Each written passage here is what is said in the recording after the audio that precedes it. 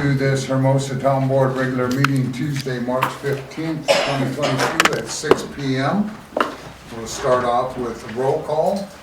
Of course, Fluke needs to be removed from it. Henriksen? Here. Holsworth's here. King? Present. Schumacher? Here. Appreciate everybody coming tonight, as usual. We appreciate the crowds and the attendance. Doesn't make it as lonely of a night. Please all stand for the Pledge of Allegiance. I pledge allegiance to the flag of the United States of America and to the republic for which it stands, one nation, under God, indivisible, with liberty and justice for all. Thank you all.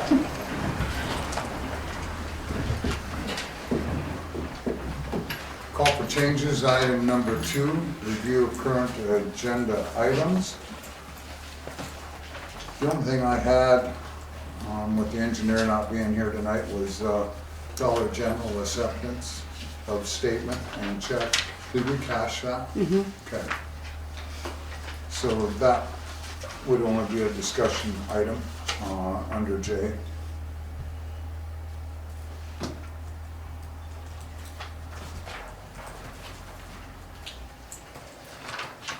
And I believe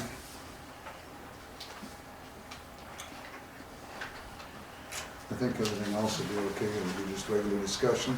We will have executive session at the end of the meeting for legal and contracts. So other than that, this can be accepted as written. So moved. Mr. King makes that motion. Do we have a second? Second. Second by Schumacher. Any further discussion? There being none, all in favor say aye. Aye. Opposed, same sign. Motion carried. Item number 3 is our solid waste contract bid opening. We appreciate Fred being here tonight from Sanders Sanitation. I don't know that anybody's here from Kiefer for that. If you got your knife thing, I have one.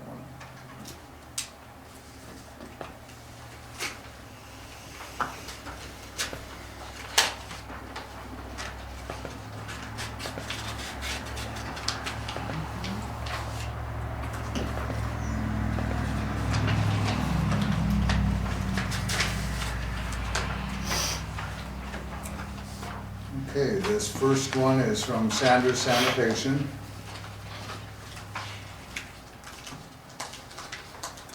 There is a certificate of liability insurance with it.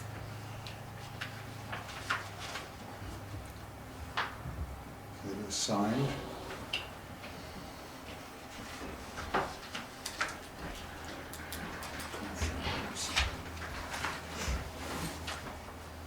So we had rates to be set at $16.77 per month. Thursdays would be the same day for pickup at present. Garbage to be collected along the road, 6 a.m. collection time start. Contractor supplied containers, which we have the 96 galloners that we have presently. Of course, no hazardous waste. And normal situations on where we are there. Our yard waste dumpster is $249.50 per pull. And then during fall cleanup, we also have the two 30-yard yard waste dumpsters that are $249.50 plus, disposal. yep, per dumpster. Okay. Further comments? No, just appreciate the relationship we've had. We love being a part of the community and servicing the community of Hermosa. I think we've got a good working relationship with everybody. Anything from the board? I do.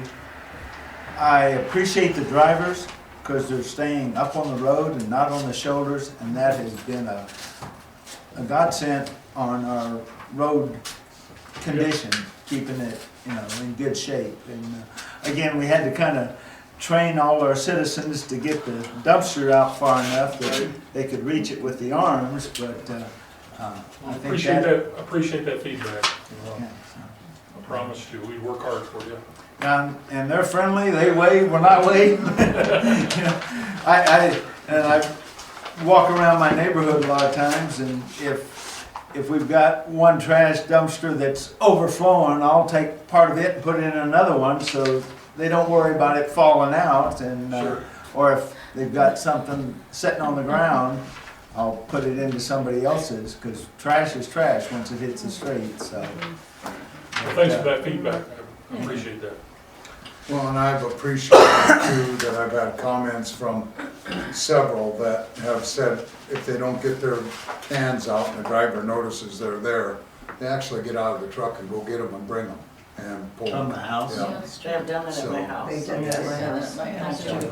So we've been appreciative of that too. You had a comment, young lady? I was wondering why we're changing, Would, We're not. This Oh, is just okay. the time of year that we bid it, and we go at a 2-year contract on it, 3-year contract. So, and we're up with our 3 years, so we're reviewing between Sanders and Kiefer. And, so that's where we're at this point. Do you have a comment too, Connie? no, Okay. Just that they get her just, I trash. forgot my garbage can one day and they got it for me, so it's great. we didn't. They're pretty good guys. You might mention that this is your first time as far as this contract. Kiefer had it prior. Correct. So we put it out to bid so that the town gets the best bang for their bucks. And Kiefer was, or Sanders was the low bid when we took the bids 3 years ago. So we do it each time, so, I mean, it could change around depending on what the bids are, so. Thank you, Bob. Okay, next is Kiefer Sanitation. Certificate of insurance is here. Both of them match up as far as liability coverage. It is signed. Kiefer's cost was at $16 per month for each family. They had the 95 carts.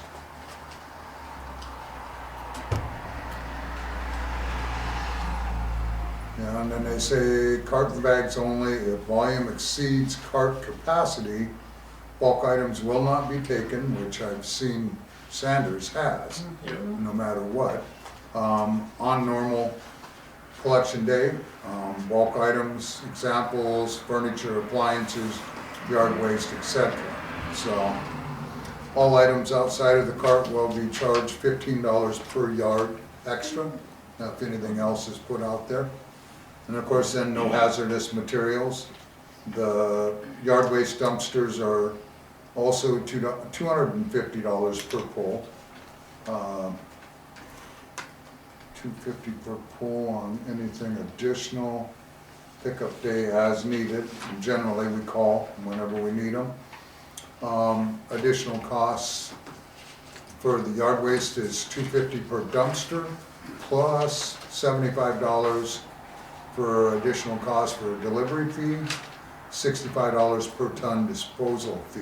So, which Sanders has never done that on that part of it too. So, any of the other board members care to review these estimates? So total charges and all, 77 cents difference on what the user is. The Sanders is more, but Sanders has never ever bulked. If there's extra material, they take it.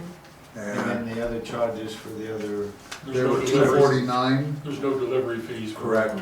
They do it per pool, the way it is, and then likewise on yard waste dumpsters, they do it per pool, not so much per ton plus pool.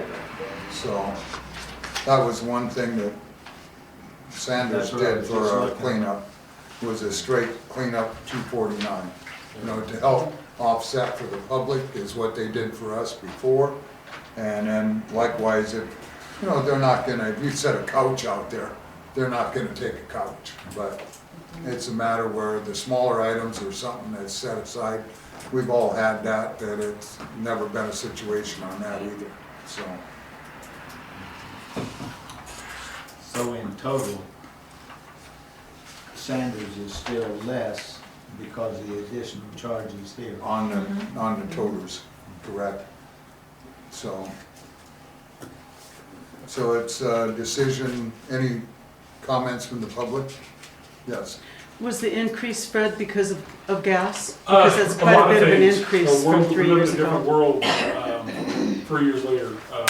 Yes, fuel, cost of labor has went up. Most recently, the landfill hours of operation change has required me to add more trucks and more men and pick up the same amount of trash in totality. So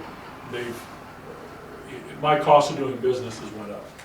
Simultaneously with fuel, my driver's wages, it's just, it's a different world in which we live. As a small business owner, I'm proud of my people, I'm proud I'm able to take care of them, I'm proud of the representation they are to who we are and our values. But unfortunately, the price has changed, the cost of doing business has changed drastically in 3 years. Yes, sir. Have you heard anything as far as the landfill? Because I know they cut their hours because they just couldn't get people to work. There's more to it than that. Okay. That was the front story. There is, candidly, there's just a lack of leadership in the Rapid City Public Works Department. They took no stakeholder involvement. I had a 5 business days notice. And candidly, I ripped ass through City Hall for 5 days and finally got a meeting, because the mayor never would call me back, and he finally had Dale Tech, the public works director, call me. And I said, hey, name the time and place you want to meet. And so we met 2 Fridays ago at 1 o'clock. He went in and he said, hey, I called you all together. I said, we're not going to start the meeting this way. The only reason we're having this meeting is because I've chewed ass for 5 days. And if you're here to tell me the decision that you've already made as checking the blocks of you had a conversation with me, don't waste my time. And ultimately, I said, you insult every stakeholder here that has to have people, keep people, retain people, motivate people to run their business. You insult us by saying you can't do that. I ultimately walked out of the meeting.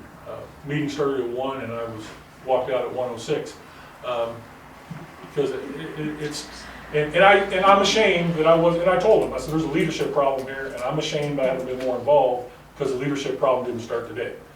And so that's what happens when citizens like me don't get involved in the public forum. So I commend you guys for being part of city activity, community activity, getting involved. Thank you for that. Thank you for, the town of Hermosa has always had a common sense approach to serving your community. Rapid City does not have that. And I'm paying the price for it. And in turn, I have to do that to my customers. Very frustrating. Thank you for that update, Fred. Any other comments? Do you schedule a meeting to discuss increasing garbage rates to citizens then? I mean, because We're gonna have to, and that's why with it tonight with the contract, my feelings are we have to act on the contract because we didn't have the bids. Then we look at numbers. You're gonna have to come next meeting with numbers on what we're gonna have to do for our increase for our citizens. Okay. So we'll keep it at bare minimum as usual. This is a straight across the board, as garbage always has been. And this is for some of you to consider, if it's easier for the community to move forward with this, we can defer the increase into next year if it gives you time to budget, as long as the totality of the contract is the same. Right. If you need that flexibility for that, that's.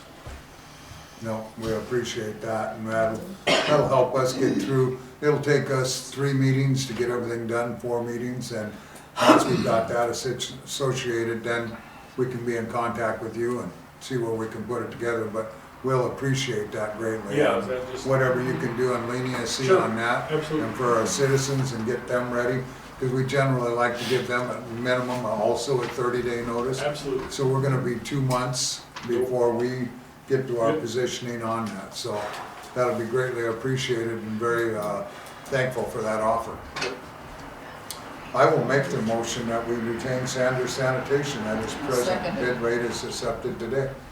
I have a second by Hendrickson. Further discussion?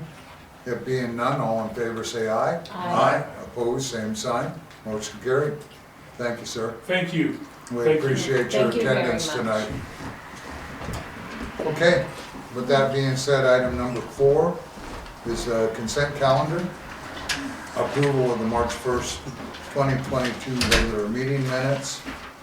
I only had one other comment after reading the minutes, was down under items for citizens. After listening to the tapes, I guess I never picked up where we got concerned there may be discrimination circumstances that could occur.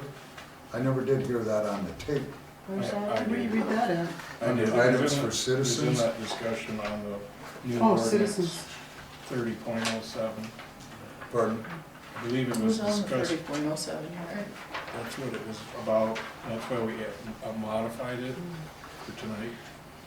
So that should be striked from it. There was digging grading permits will be issued based on a case-by-case basis. And I also listened to the tape real closely on that one. And on that case-by-case, it was per the engineer and their permits and her recommendation is what it went to with the case-by-case as I listened to the recording of it all. So we could stand corrected on that for them and put that together where it doesn't sound like it's just a case-to-case situation other than per engineer and So staff report on permits. I'm changing what the citizen said? Is that what, is I've that? not heard that though. I didn't hear it on the tape. When I listened to it, there was nothing said about that. How about which? Pardon? How about which? About Case items by from case. citizen on the digging grading permits will be issued based on a case-by-case basis. Concern Yeah, there you may did be say that. I discrimination remember that. circumstances that The could occur. discriminating circumstances had to do with the phone calling in and 30.07. But there's also above that there was also mentioned for a case-by-case situation also. Cause there's, Above where?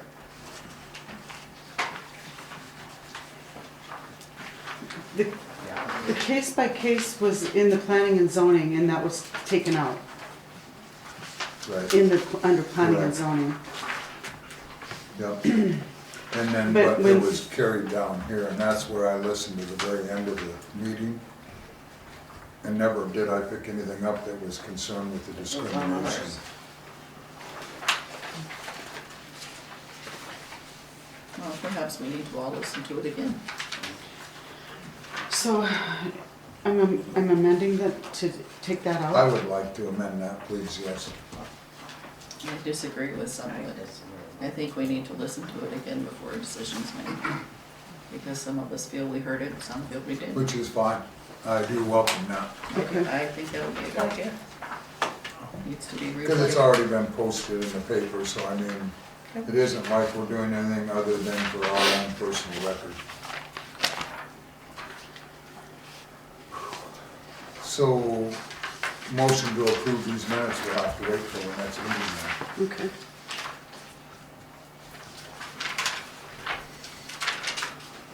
Okay, with that being said, then we'll move on to item number 5, claims. You have an additional sheet there. There was, because on the, in the packet, the, the RCS wasn't in the original packet. So I had to, oh no, excuse me, it was Miller Construction that was not in the original packet. And Miller brought it in and I wanted to get them paid as quickly as possible. So that was the, why there's a new,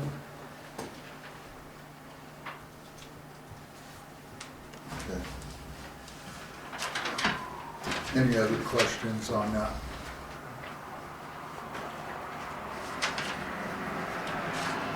Motion to approve so moved. by Mr. King, second Second. by Schumacher. Further discussion? There being none, all in favor say aye. Aye. Opposed, same sign. Motion carried. Thank you. Item number 6 is law enforcement abatement complaints.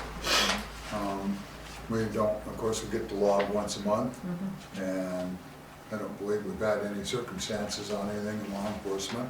I've seen them here earlier, I've seen them down on 3rd Street, and they're still running the stop sign, but I've seen them down there. It's just like they have radar, they just watch and do their thing, but everybody's at a hurry in that time of the morning, so anything, sir? I had one citizen approach me and say that there was a 911 call from the area. I don't know who the person was or anything along that line, but nobody ever responded to the 911 call.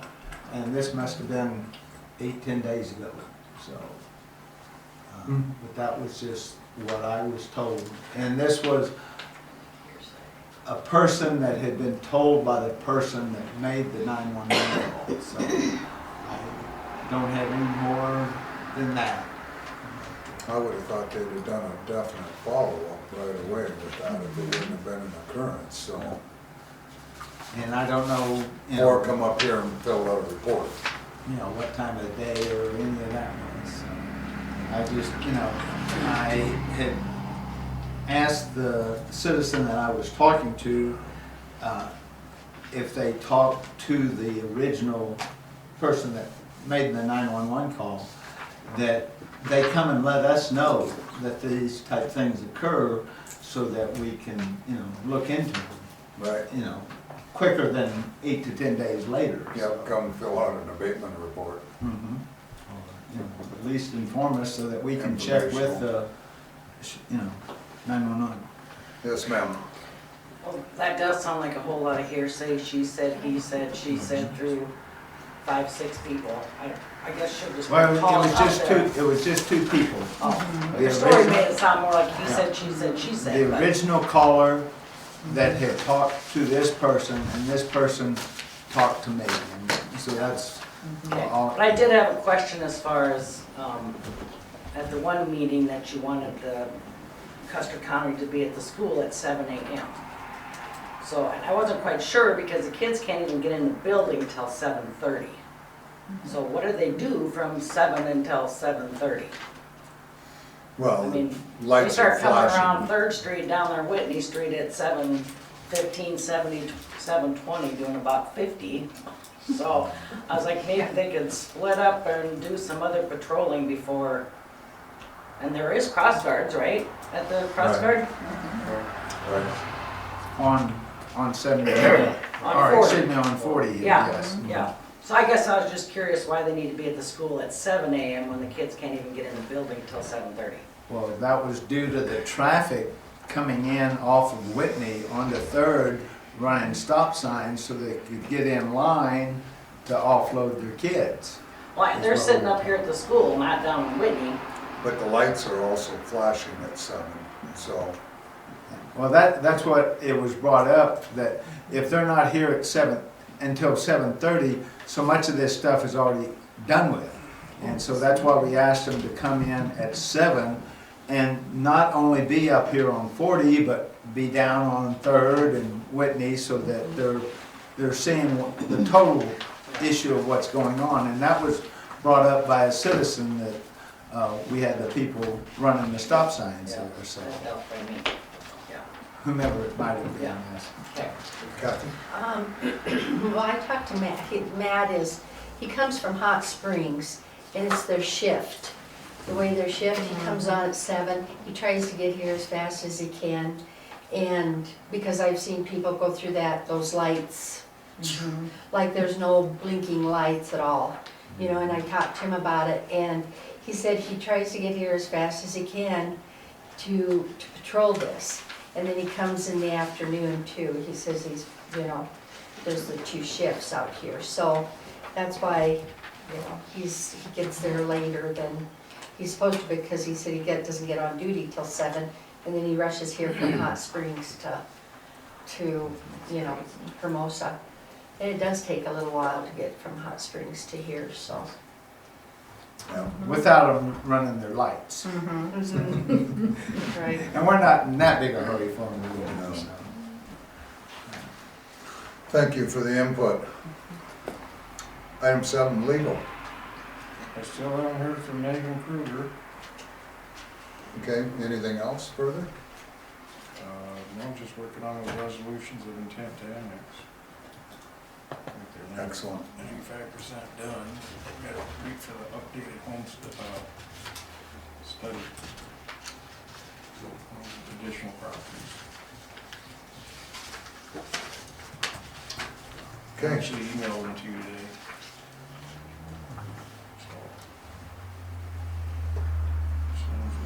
Yep, I sent Megan Kruger an email on March 4th. Haven't heard from her. Okay. We'll continue to work and leave that and continue to work on the other. Item 8, engineer. ACES was unable to attend tonight, so you sent a staff report. Under engineering, the water rehab projects you had, and you all have a copy of that was sent to you. Still waiting on the test results. Have you gotten anything back on them yet? Oh, yeah. North Second Street box culvert guardrail, it's in. Looks like they did a good job in putting that together. It went quickly, so we appreciate that. And appreciate Chuck being up there that morning and gave me a call when Zocker and them showed up here at the school. Went and got the cable in up there also, so that's a big safety feature all the way around on that part, so. So that one, we'll be able to make a motion to remove off of engineering. I'll make the motion. Second. Second by Hendrickson. All in favor say aye. Aye. Opposed, same sign. Motion carried. Lone Coyote subdivision, yes, sir. Just wanted to let you know there's a little bit of change in the plat, so that's being redone. So hopefully I can have it to P and Z, not their next meeting, but one after that. Excellent. Render's backed up, so.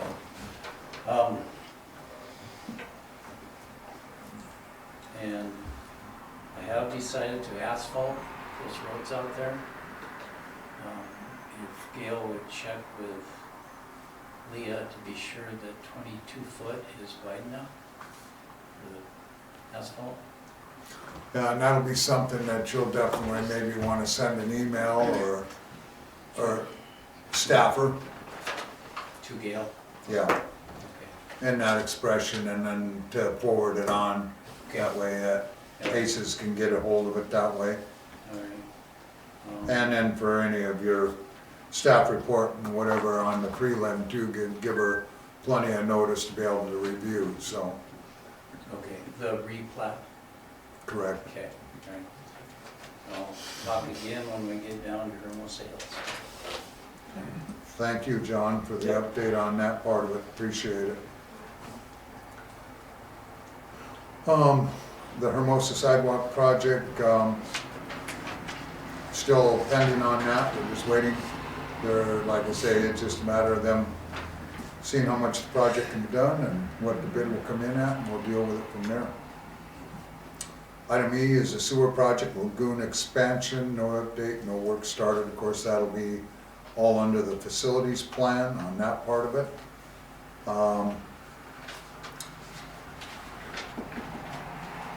Item F is the Town of Hermosa Water and Sewer Extension Project. Pay application 2 has been certified by ACES. We have that in hand. Need Board of Trustees approval to cut in the valve in existing water line south of Marie Street. RFP number 7. They had their report in your packet on that.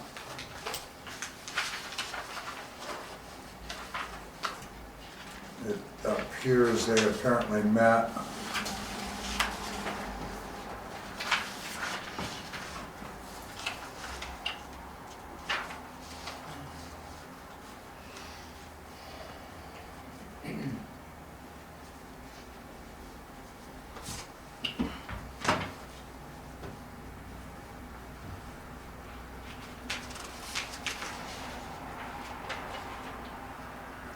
And if so, the location would be determined still with our facilities plan and with our public works on that so that it could be installed so that we wouldn't have interference. There will be one down there by the Heartland storage also on that. And if so, then states that they would like to cut that in Friday, and that we would get a hold of the residents and let them know it would be a daytime situation on that to be cut in and set up. Who all will be affected by that shut? It'll pretty much come from the Flying J down at this present. There is nothing else in between there, so I think we All really, of Heartland, or Yeah. Flying J, everything on that west side will be affected. West Main would be the only one that would have, which West Main shut off there too, for going up to Taz Court. There was one going up to Taz Court, but to kill that line, we gotta shut it off on this side of the highway. So everything.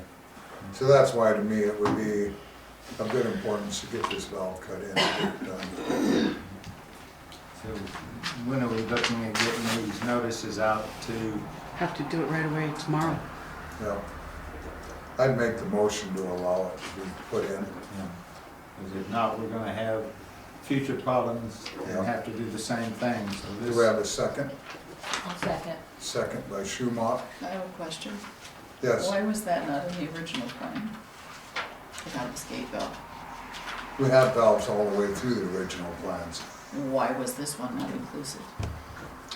We don't know whether the gentleman that used to be the manager that died in the middle of the project and the inspections that happened by Anderson Engineering didn't allow it to be put in.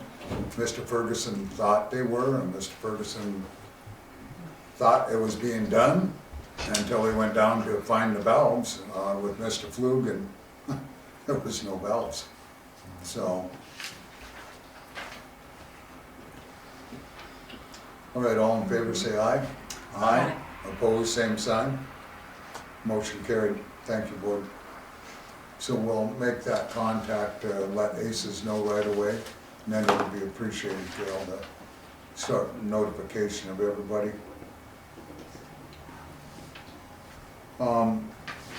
As it says in staff report, RCS plans to cross Southern Black Hills water main on Thursday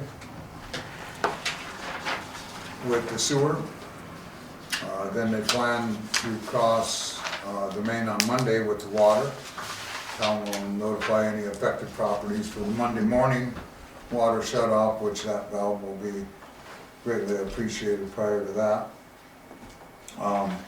Then Southern Black Hills Water Main is dry based on comments to RCS and Don Peterson, which basically means that the main that's already in the ground over there is dry. So RCS then has multiple power line utilities and conflicts that they've been adjusting and working through in the field. South Dakota DA&R has provided comments related to the sanitary sewer main extension, and then the responses and additional information have been submitted back to DA&R on review and approval. So you have a copy of the installation and everything that was sent on that. And I believe there was one more follow-up too on that installation and copy of that. Item G, she had water sewer facility plans. ACES is currently working through them questions with DA&R. No update until she hears back. Nothing more on Hermosa Hills drainage. Well, hopefully, yes, sir. I just wanted to say that Hermosa Aggie engineer should have that to the city, the drainage plan, as soon as he can.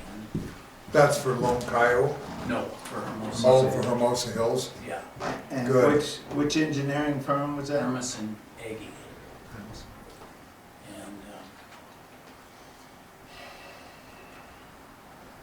And, yeah, I don't know when, but soon. I told him to get it here soon. And that will be on the existing, that, the one, this part of it here is that existing when we met last summer, last fall actually, and walked the site for the extra culvert to be put on Walter Street.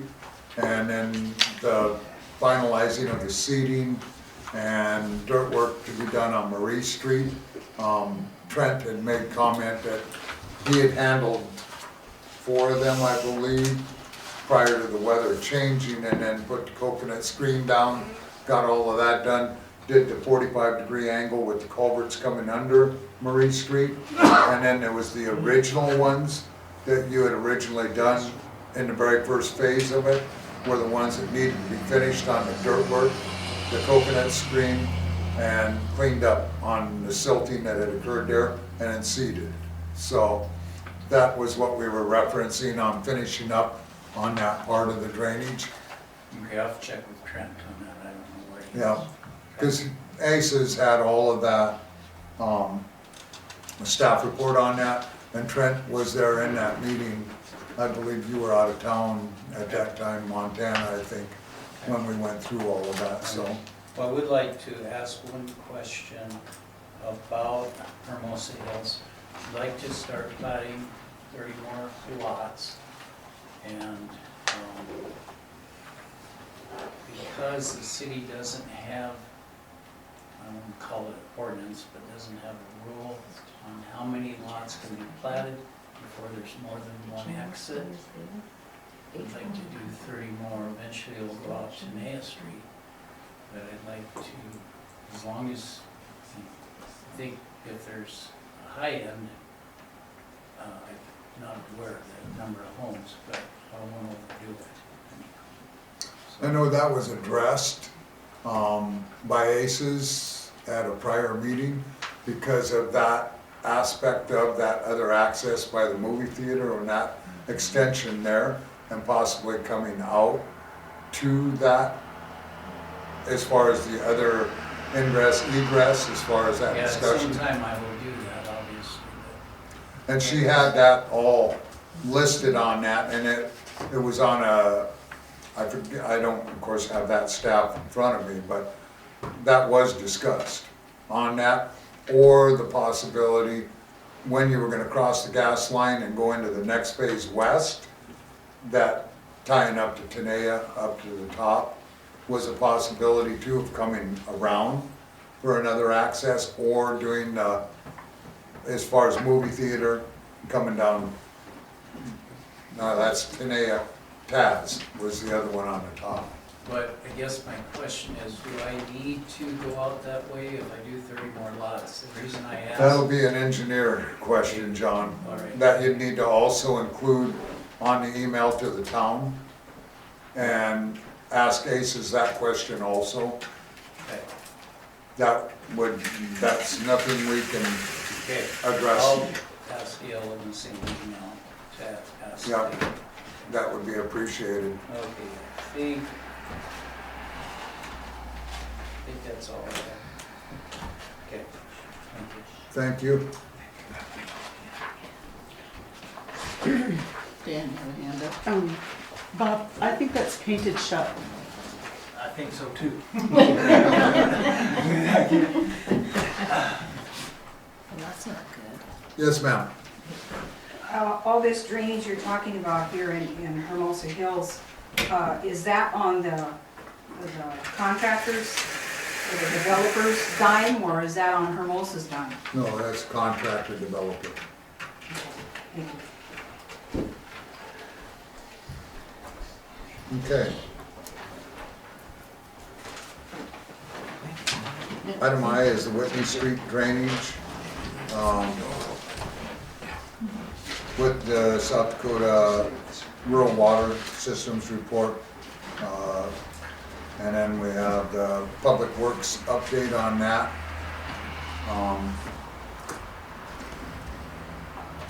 I did have a response to that too as I went through listening on that portion of it where with the DANR, and I'll address that as we go into Public Works, and I think the Whitney Street drainage will look at in Public Works also, so, with what we learned today again. The annexation study for McDermott, we need a BOT approval to add the McDermott Street properties into the current annexation study. That was to be added, originally, and I don't know how it got missed, and the staffs that went through here in the office, and then I know Daniel was here, but it did, but I would make a motion to add them two properties so that it can be brought through the process with the public hearings. Second? Second by Mr. King. Any more discussion? All in favor say aye. Aye. Opposed, same sign. Motion carries. So then, as it is listed, then P and Z approval at their regular meeting on Tuesday, March 22nd. And then public hearing for the Board of Trustees regular meeting on May 5th is what she has scheduled now. The only other thing I had then was that just got a Dollar General acceptance statement. We did accept a $5,500 check. It has been cashed. Their statement of approval of what they were going to do has been accepted. And pretty much they will start all of their completion of their work in the spring. So, just to bring everybody up to speed that hadn't been or didn't know that. Okay, nothing further on engineering. Dan? Yes, ma'am. Do you know if they're gonna put in a turn lane for that Dollar General? You It's go been, 55 miles an hour and then all of a sudden you turn. I That's crazy. talked to Rich Zocker from DOT on that. If they were going to look at doing a turning lane there, he says they'll do a study. And that's unfortunate, just like what we dealt with Flying J and what we wanted to do for the crosswalk up there, the flashing lights, the slowing the speed limit. It all is such a horrible answer that comes back that there's not been enough deaths for that to be done. So, and they don't rule that the consequences of that situation warrant for a turning lane, warrant for us to slow the speeds down, warrant for a light there at this presence. And we disagree 100% with it and have, and we've been in the meetings on it, and all that they've done is more signage and more painting. I know Kramer has been involved heavily with many of them meetings that we've had and involved in that part of it too. And it's just a DOT policy, so we're fully aware of it and fully, Yeah, you have to be aware of it. well, we bug them all the time. And we hope, Keep it up. yes, sir. And also, well, now with Shore Road is going to be another issue. And so we've got a little more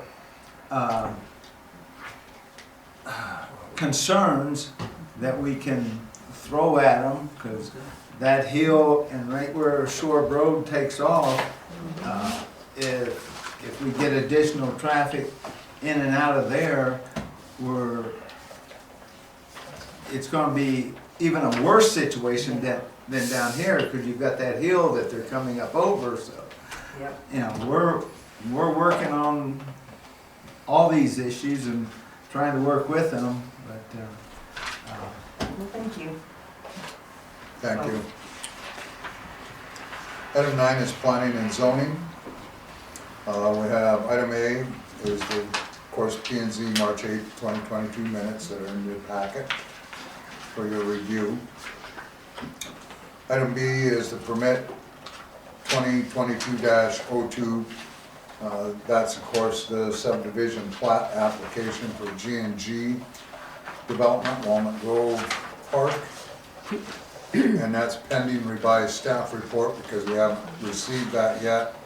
There's something else I noticed too, and I don't know why it hasn't been brought up, but that zoning is still under R2. And everything he's doing there is stick-built. And in both areas of that, under the staff report, the staff report is following some of the R2 guidelines, and it should be R1 that we're doing there. I know R2 generally, R1 is favorable to allowing manufactured homes, but R2 isn't allowing stick-built homes.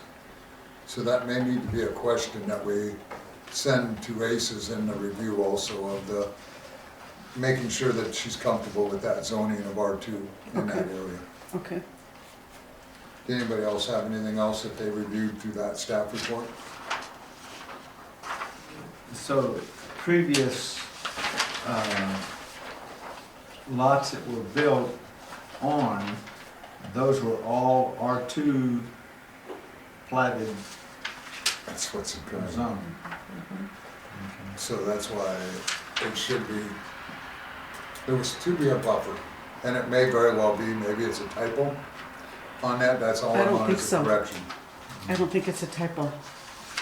But it was to be the R2 and then buffered with the double wides, and then buffered into the stick builds. And that's where the R2 allows the double wides, but doesn't allow the stick builds. So we probably want to look at that so we don't have a problem down the road. It's Okay. easier to fix now and allow Mr. Hunsaker to move forward. Okay. Thank you. Item C is the permit for 2022 oh, I'm sorry. On this plat, or the pictures here, what is going to happen on Laurel Street with the very end here? Because Kyle Hansen's house is there and it's 5 feet. The main, or the manhole is the edge of the, I'm trying to say it and I can't get it spit out. The one we reviewed Yes. and How is measured. that going to be rectified? It's in the staff report, if you read that, that they are going to bring it up to spec. It's gonna be gravel, as used as a turnaround. And that's part of the spec, and where we're having a problem is with the right-of-way, with it being private roads in that development. It was never anticipated that Mr. Hunsaker was going to sell the trailer park. Well, with him selling the trailer park, now has made it where with Craig Nelson owning that and him owning the houses, if Craig Nelson didn't want to allow them access on his private road, he could put a gate up and not allow access into that area.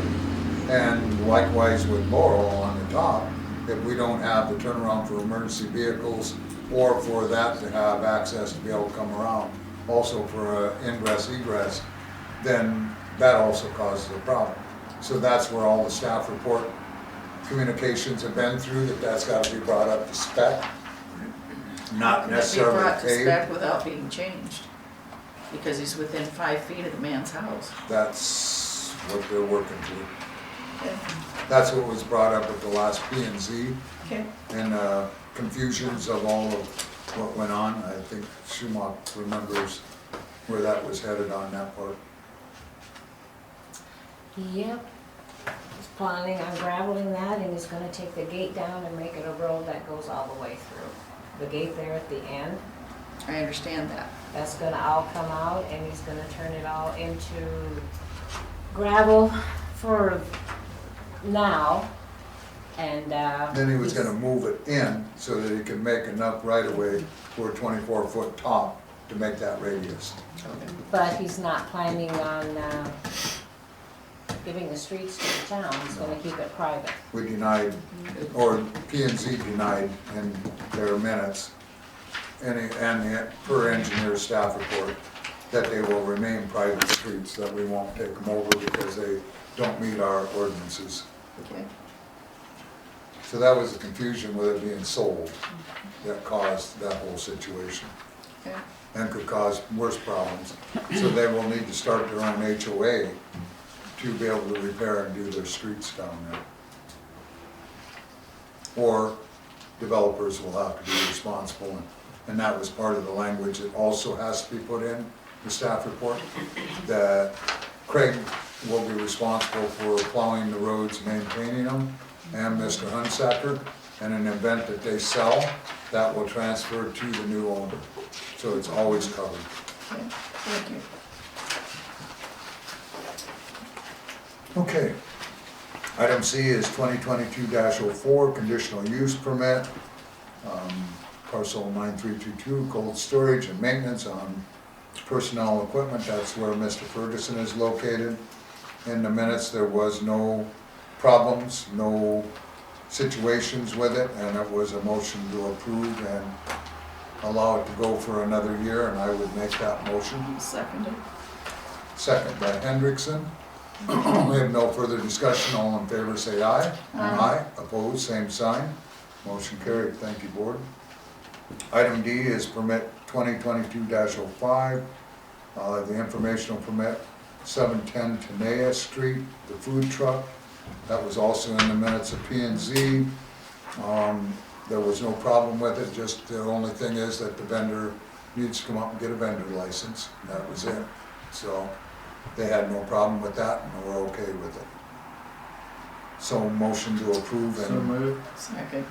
motion by Mr. King, second by Hendrickson. It's, even though it's an informational permit, it's just a follow-up to make sure that the rule or the language is in there that a vendor's license is required by the vendor to set the food truck up there at their store. All in favor say aye. Aye. Opposed, same sign. Motion carried.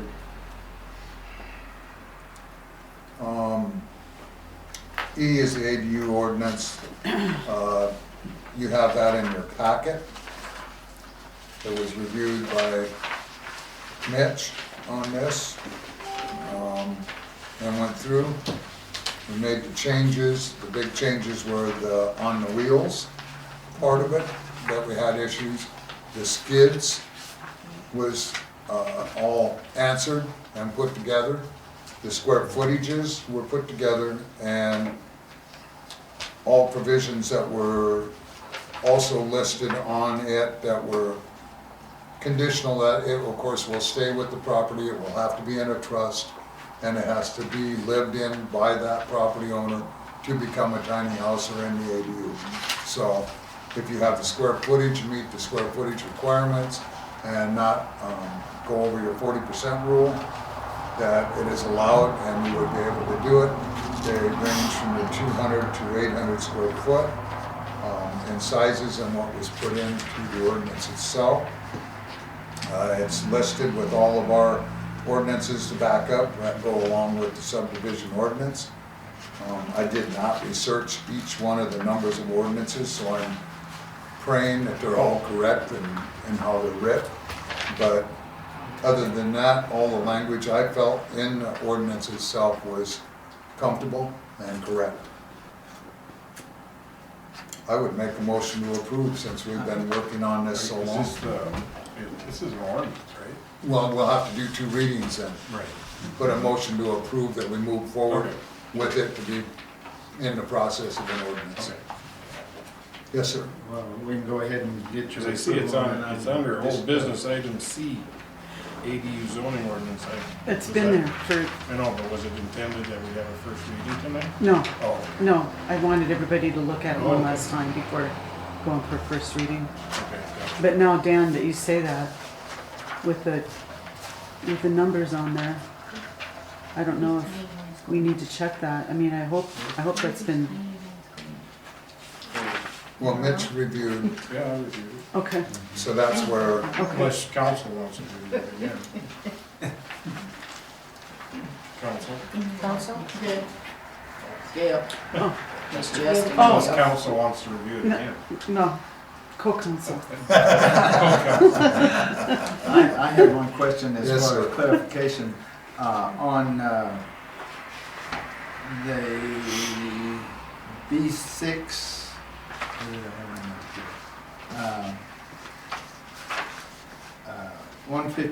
155.31 B6J, it says planning department issued the certificate. Do we have a planning department? well, Or, and I don't know if it's just, particulars, but, what it will need is to align with our new ordinance now that we've had with our inspection, that it has to go through the engineer and board of trustees. before it can be approved. And that might be something that we want to mirror what we've just changed with our policy of our certificate of occupancy when it's issued. And Have the likewise, engineer approve it? pardon? You have the engineer approve it? Yes, before a certificate of occupancy can be issued, it has to be reviewed by the Board of Trustees, our inspector, and the engineer before it can be approved. So we'll probably want to add that in there instead of the planning Yeah, department. that's kind of what I got out of it. We didn't have a planning department. Well, planning and zoning, I thought, but it was planning and zoning. No. Whatever. so that's under item J Mm-hmm. on 15531. 6, B6J. So we'll want to change that on that one to mirror what we put into our inspection requirements for the certificate of occupancy. Change that one paragraph. Where are these tiny houses going? On any lot that can have the square footage to be able to put it, they're like considered mother-in-law houses or, you know, I need one. but if you can meet your square footage requirements on your lot, Kathy knows, she sees.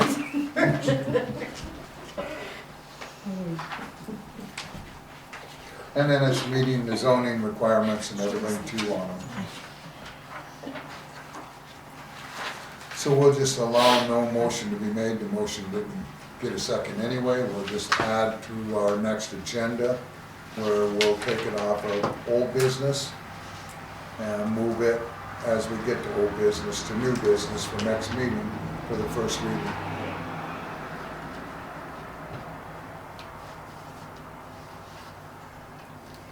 Further questions on it? Thank you for seeing that, Bob. I read it all again. Yeah, And that's the only thing you found? That's the only thing I found. How I missed it the first time is what bugs me. Just consistency. I know. Fighting it. I wanted to see how long it lasts. so is everybody in approval of it to move on to new business? Yes. Okay. Then that's what we'll do. That's the wonderful candy shop. So we'll be able to remove this off of planning and zoning, item E, motion to remove. I'll make that motion. Schumacher makes it, second by Mr. King, all in favor say aye. Aye. Opposed, same sign, motion carried, thank you. Public Works is number 10, committee report. Okay. Item B, streetlights, water, sewer department. Nothing? Nothing, no. Not a thing going on. On street, we got quite a bit of cleanup to do around town for snow removal and stuff. There's a lot of gravel here and there and dirt within gouged and, so we'll be addressing that hopefully in the next few days. Or wait until after the next snow? Well, yeah, I mean, We're not done yet. some of it that's, There we are. until the grass starts to grow and you get boulders caught in your lawnmower and things like that, I mean, so, It's good to know that you're going to be addressing it. yeah. Street lights, I think they were down and replaced the one on the corner of Ferguson and, Main Street.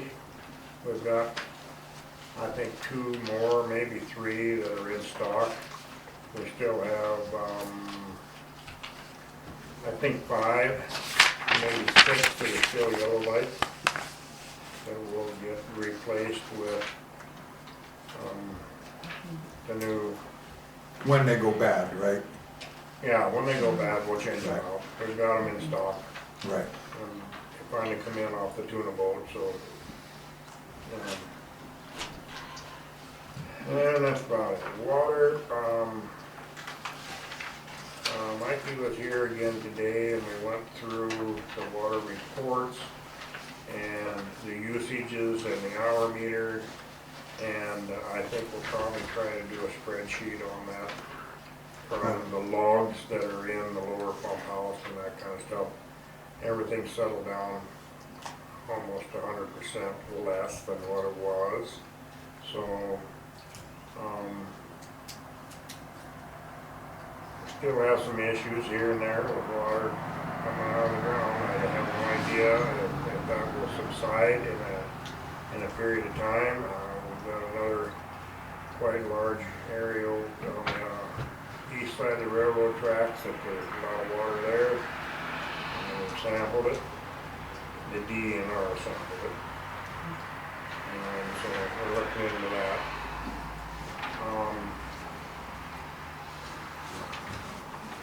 Sewer, day before we started with the jetting and cleaning. We haven't done it for 2 years. With probably looking for infiltration and that kind of stuff. So far, we have not found any major amounts, and we've got about, I think we got close to 3,000 feet done so far. And we've come up with quite a few roots and those kind of things, and those are issues that'll be addressed probably this summer on some of the areas that need to be repaired. Most of them are bad taps. Some of them are Y caps that were done, 61, 62. And some of those are taking on some roots and stuff that were never used. They were originally put in for the lots that they were facing, and with no records, of course. When they got around to tapping those lots, I've seen in some of the video where they missed the original tap by a couple feet, made a new tap. So those existing taps are going to be a problem, along the way. If they're sealed good, there's not a problem, but some of them are not. So I've got compile a list of the areas that need to be addressed. We've got probably 6 manhole covers that need to be raised. And those are documented also. Tomorrow we will be cammering and jetting east of the railroad tracks and looking for infiltration there. And in some areas there's a lot of calcium buildup that's just from bad water, groundwater and that kind of thing.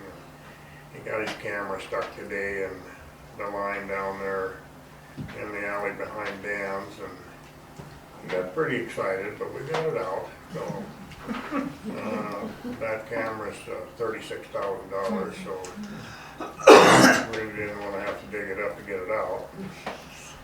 Except to jet her in from the back way and give her a little nudge and it'd come out. So tomorrow we'll be doing everything probably. We've got one more shot to do this side of the railroad tracks and camera, and we'll be jumping across the railroad tracks, checking that stuff out, going further east. We'll hope we find some infiltration. Question. Well, Will the jetting clean up that calcification will the jetting clean out that calcification that is building up in there? Well, actually, Gail and they were down today and looking at that process, and it's kind of unique the way it is. The jetter is a very high pressure power washer, so to speak, and we're running about 2,500 pounds on that. And what happens is we go down through a manhole and they jet that first to clean it out so the camera don't get hung up on debris. And then, the camera goes down in the opposite end, and then he cameras down, and if we see a problem area, rather than doubling up, going back and forth, then the jetter comes back and hits these areas that are bad, big ball of roots or whatever, and it cuts this stuff off, and then the camera backs up while they're in that process, and the camera comes back and looks to see if they got it all, and so we do double up a little bit on some of the footages, but it's a much more economical way to do it, to fix it right at that point, cut it out, so that's basically what that is. And the sewer down there, when you look at the CMOM, that is a report that is done through DENR, and very lengthy. There was 19 pages in the first segment of it, and what that basically is documentation of all the manholes, all the lineal footage of every bit of sewer that's in town. And we don't have the manholes numbered. However, the description of where they are is in videotapes and that kind of stuff. All this stuff that they're doing will all be taped, and I've got a stack of tapes in there from years past. We've been doing this probably for 10 years, I suppose, getting and cameraing and looking at problem areas and stuff, and it comes quite beneficial on the repairs of things that have to be done in the future, that we can go back and look at those. We have some areas that some of this concrete pipe that was put in the very early 60s is showing some cracking and fatiguing and egg shaping, and you know, it'll probably get down to a point where we'll either do pipe bursting or relining, and that is a process that goes through rather than digging the whole thing up and tearing everybody's yards up and the streets up and what they. Relatively new process, but it works very well, and so we'll probably be looking at some of that in the future. The CMOM was created because of the lagoon and that type of thing. So consequently, once that is completed, then so that we have our direction where we're going on the expansion and that kind of stuff, that all comes into this report, and so that's where that's at. Chuck, how often does that report, is it due? Required, whatever? No. Once that is originally done, then, you know, it hasn't been done. So that's what they're looking at, because the frequency of pumping, you know, they want to know what our plans are to get ahead of this. You know, we do a lagoon expansion, so we have more capacity. You know, we've looked into a treatment plant and that kind of thing. He's sticking his neck out a little bit on this cell that we're probably proposing, you know, that makes the 180-day retention time, that we may be able to discharge that directly. We're very fortunate that we have land that we can apply on that's next to it. So that stuff will all get worked out here in the next month or so. Thank you. Yes, ma'am. Chuck, I was wondering on those sewer lines that you discovered the weeping on some of them today. Is that a possibility that you could notate that those probably need to have that lining put into them in a future date? Because that surface water or whatever's weeping in there is filling our lagoon up with just runoff Well, water. the ones that we've come across today, we've not come across any huge ones yet. We're not completely done. You know, there's a tremendous amount of water on the east side of the railroad tracks. It's always been there for 100 years. And we sampled that today, DNR did. And that's why we're doing the infiltration study, is to see how much impact we're getting from groundwater. And at this point, with all the cammering and stuff, we found a few small areas, but it is not to the point where, you know, it's gonna be impacting at this point. So when will their results be back that they tested? Results from what? Well, you said they tested the water. Oh, They tested it for, yeah, chlorine. Yeah, and did they get the results today, or is that something? yeah, no, it's instantaneous, yeah. And, they did not come up with anything in that water source over there. So, you know, like I said earlier, that the pump has settled down, and, you know, I've got an hour meter on it, and we're going to do a spreadsheet on that, to kind of the gallons that are used per day and what's happening. And so that's for that.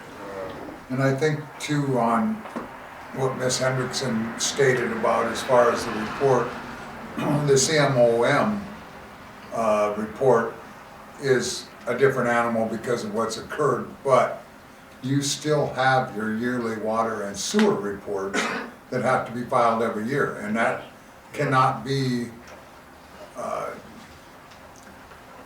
confused with the CMNO. Right, right.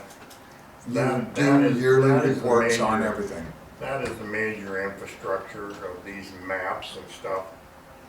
When you do the CMOM, then they wanna know how many manholes we got in town, and how many lineal feet of pipe we got, and how many lift stations, and just, it's a general, you know, they want that information so that they can make critical judgments on renewal of permits and that kind of stuff, so that's where that's at.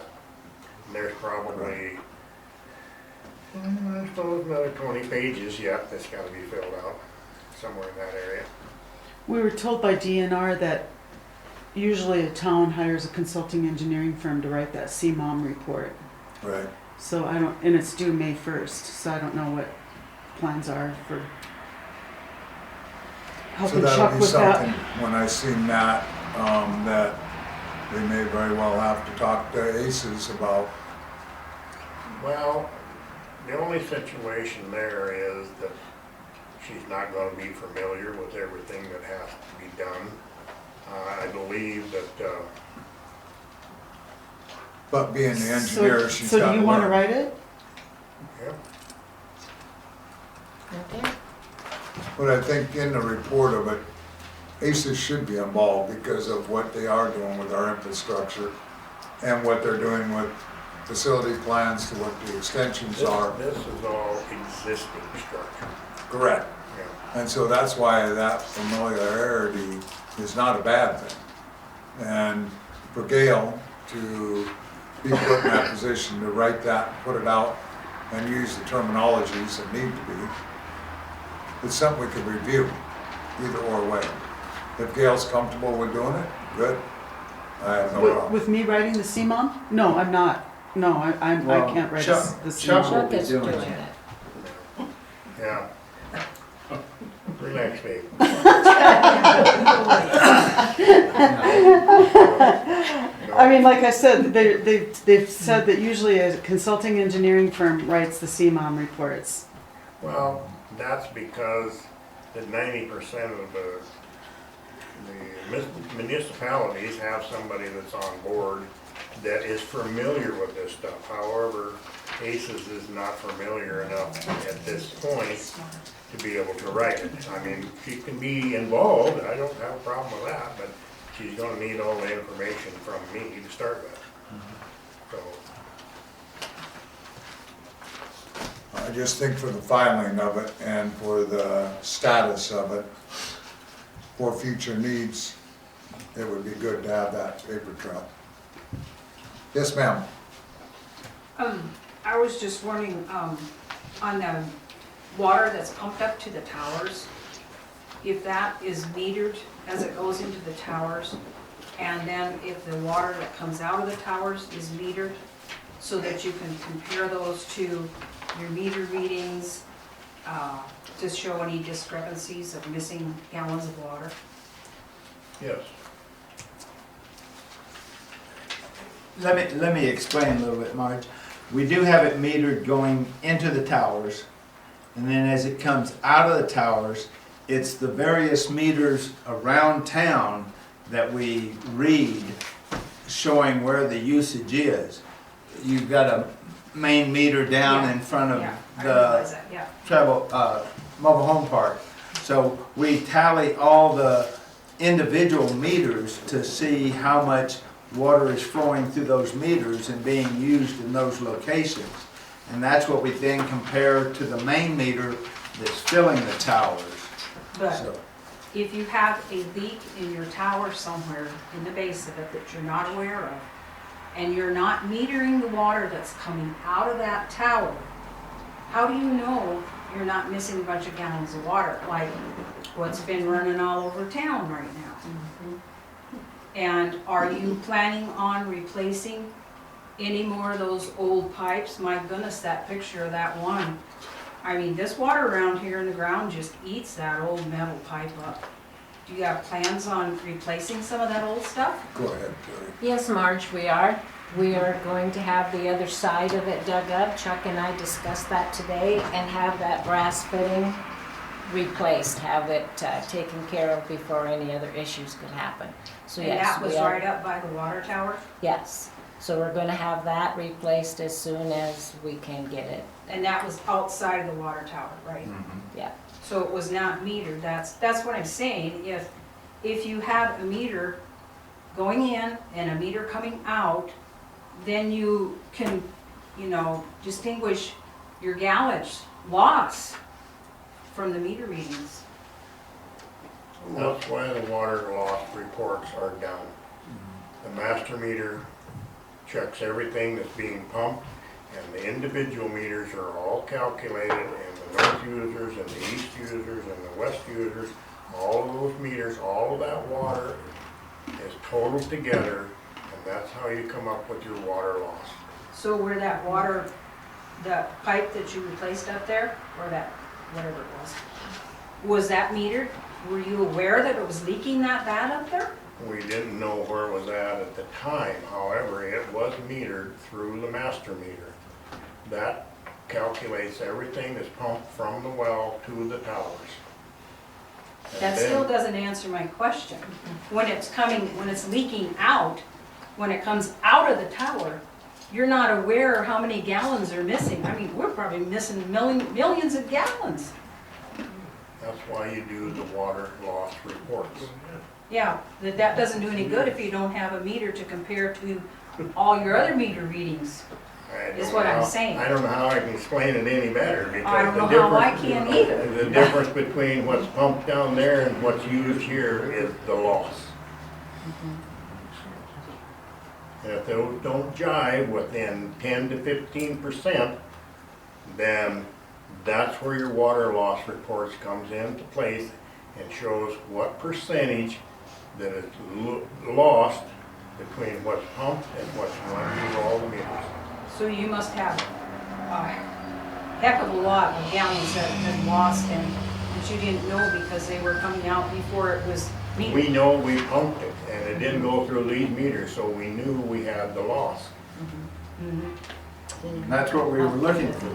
That's what you go look for. But if you had a meter up there, it would be easier to detect it sooner than what has been done. That's just my opinion. You had a question, Linda?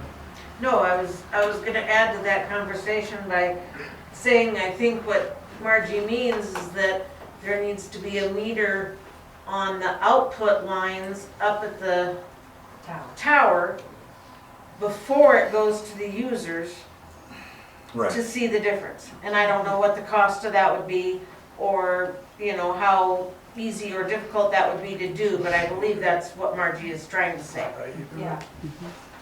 and the amount of gallons of water we've lost would, you know, that meter would more or less pay for itself. It Because would it have. wouldn't have this problem again. It would have. And if you're already digging up to fix that fitting, is that somewhere you could put one in at that time? That's only one line of Only one line. There's- half a dozen that are up there. There's So you would end up with half a dozen meters on all these various 23 lines. valves on that hill. Okay. Oh, Yeah. And that particular one was on the booster pump that only Yes. serves a certain portion of the Yes. town. And it only was detected, you know, through a listening device. And it had not been detected a week prior, 2 weeks prior, correct? 2 weeks prior, 2 weeks prior, so. Yeah. Further, Mr. Ferguson. No. Yes, yes. Whitney Street got moved over. we have that lift station issue on Saturday morning. What's that? The lift station issue Saturday morning. Oh, yeah, well, that's normal. Well, it's not normal. Well, No, no, it's it's not not. normal, It's- but it goes on periodically. We still are getting baby wipes and stuff from the, everything that's in Ferguson subdivision and the 4 houses that are to the east, so I'm assuming somebody new has moved in that's not potty trained yet. Well, I think I'm gonna do it in the biggest thing that we brought up with what Terry and I had talked about, and Bob, is the letters down there that we'd sent a letter out that the next time this occurs, and we've got to continually do it with your labor and what it costs us to pull that we're going to assess it over the whole area down there. And that's the one thing that was talked about, is whether we're going to act on that, since that's already been pre-warned, the letter's addressed and situated out. Those pumps, you know, they can only stand so much jamming and they're $5 a piece. Yeah, So keep putting the stuff in, kids. they were pretty nasty down there. Had to use, how many bottles of Yes. degreaser did you end up using on that? You know, it's elementary. You don't put things down there that don't belong down there, because in the end result, somebody else has to take care of it. So I don't know what it's gonna take to get it across, but Well, Schumacher mentioned that we should probably do the mention of, we charge them, assess We may have your to. labor this time, and then put another letter out to everybody saying why they got charged, because they hadn't received a letter on that. Unless we send one more letter, like the third warning, say this is your last and final warning. We did that the last time. That it was the last time. That was the last time, because I remember getting Bob one. has went door to door and knocked on doors and told them and told them and told them. And Who has babies over there? It doesn't have to be babies. Well, I know, other people use wipes. Well, especially with the COVID thing, you know, and Oh. it says right on the package that they're flushable. Well, they're not. Because they do not decompose. They don't go away. So can you imagine what the extra loading is on the lagoon with all the stuff that doesn't decompose? So does this, Oh, sorry. Go ahead. so does this mean everybody gets No. charged? No. Just in that development for that lift station. However, there's a lot of trash that comes down on the regular sewer lines that bypasses this booster pump, so lift station. So I don't think you wanna know what's in that lagoon. No, I So- And it's absolutely ridiculous. So maybe we The should send a trash letter goes to in the everybody trash in town. and that's, you know, On the back of the water bills. Yes, sir. Yeah, that's, you know, we are only knowledgeable of the problem that we have there in the Ferguson subdivision due to the lift station. As Chuck was saying, if it's just a natural flowing sewer line, we have no idea until they camera it and jet it, what's going down there. So that's just one area that we are aware of, and we have the problems due to the lift station. You know, we've probably got the same problem all around town that we're not aware of, unless it's another lift station over by Fifth and Whitney, that if it's occurring there, then we know, and, you know, what residences are flowing into that lift station, we would then, you know, be contacting, so, but the rest of the town, we could have all kinds of wipes and other trash that they find, and it all ends up down in the lagoon. If it doesn't go through a lift station, it just flows right through the pipes. And they're constantly down there cleaning out all this trash in the lagoon to protect our lagoons. Well, people are most, you know, they think when they flush the handle, nobody ever knows the difference. However, that's not the case. And with the COVID thing, you know, a lot of people are using sanitary wipes and stuff, but they go in the garbage. So board, So- your decision, do we charge this latest maintenance bill? What To is the the bill? residents. What is the We bill haven't for got it that? yet. It usually runs about $250 to pull a pump. And we've got Divide 40 50 of them, yeah. 40, 50, 40 residents down there, I believe, off of my And that's list. quite How many many. cautions have they I had? think there's like 30. Repetitively, I Three, mean, I know four, the five. end, I don't know the Yeah. number, but there's plenty. We haven't had one for a while. Yeah. No. I would say we assess it to those residences down there. Because even if they're a new resident moving into the area, they are given the information not to flush it down. It's part of their getting their water and sewer turned on. That information is provided to them from the city office here, so it's not that they're not, you know, informed of the issue. So I'll need that in a motion then. I make a motion that we assess the Ferguson subdivision and the adjacent residences that use that lift station, a proportional Surcharge fee for this last billing. and a letter to go along with it again. A letter of explanation, yes. Okay, I have a motion, do I have a second? Second. Second by Schumacher. Further discussion? Being none, all in favor say aye. Aye. Opposed, same sign. And Motion carried. is there any way that Gail could put on the back of the water bills for the next one about to everybody? Please do not put stuff down the toilet.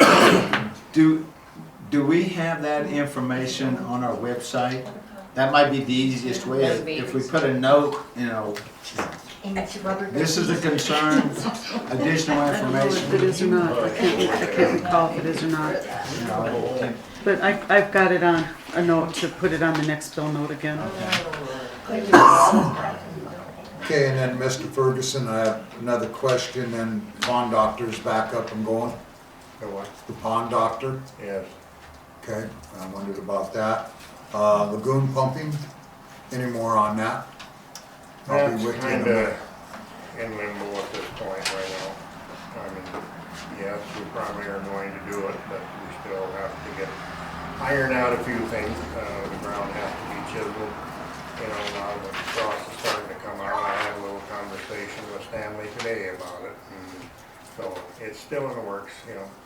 Okay, are we still going to be looking at disking that property, or can we get by with just now the frost is out, land applying? That's a question that DNR will have to answer. Okay, I didn't know if you'd heard, I hadn't heard back. No. They're looking at this CMOM report that's gotta be in, and, Dan that was here, you know, he had some suggestions that weren't very good. He wanted me to physically pump where we need to be, Right. and we can't drop to the level in A because the treatment equipment is so far off of the mud. Just keep us posted on that. Well, yeah, I mean, you can't lower pond. So then we had what Schumacher brought up about scheduling to do the other side of the booster then to replace that. Do we That will want to have to- request contractors' costs on that, or how do we want to approach that? I don't know if it's, To do the other side, to take that brass Mhm. fitting out and put Or is in. that something that Chuck has on his schedule to do? Because right now, with the repairs, we're not hearing any leakage or loss. Yeah, No. Yeah, but again, is that something you can There's handle? no question they use the same connection on both sides. So, Something you can handle okay, or do you want a mini in there instead? no, there's plenty of room. okay. So that's something that you will, and when will that happen? Because he pushed us pretty hard that when the weather gets nice, that he'd like that done. Got it. So we'll put that on the agenda under Public Works for replacement of That fittings on the other side of booster pump. And that's why we'll have it on there for a reminder and continue to do a report on that. We had also that communication from Midwest Association program from Mr. Vanderpool. The update on the valves by the school, the tower, to the valves in the community. We did that when Bernie was here and put them on the GPS system.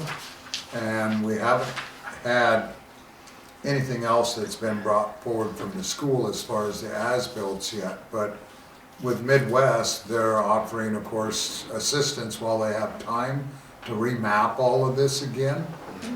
And we should probably look into that, you know, where South Dakota Rural Water, what they wanted was us to mark all them valves on the hill, so we had them numbered, color coordinated, and then throughout the town.